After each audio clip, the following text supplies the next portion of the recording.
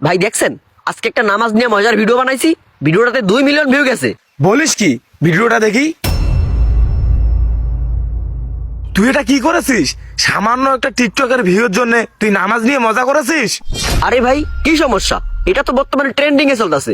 শুধু আমি না, এটা নিয়ে অনেকেই ভিডিও করছে। শোন, একটা কথা বলি, নামাজ মজা করা জিনিস নয়। এই কাজটা তুই ঠিক করিসনি।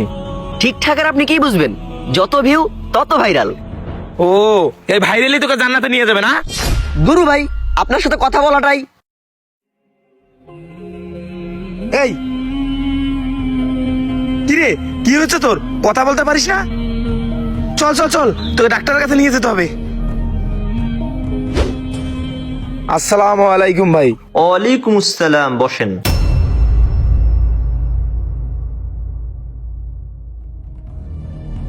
কি সমস্যা নিয়ে আসছেন? ভাই, ও কিছুক্ষণ আগেও স্বাভাবিক ছিল, এখন কেন জানি কথা বলতে পারতেছি না। আচ্ছা ঠিক আছে, দেখতেছি।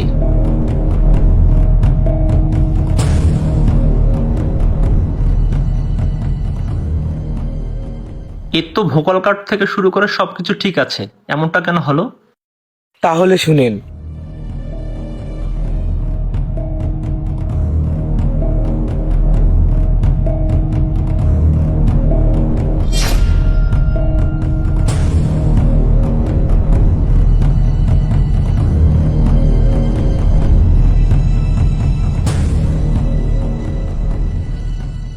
হায় আল্লাহ, এটা আল্লাহ তাআলার লীলা খেলা।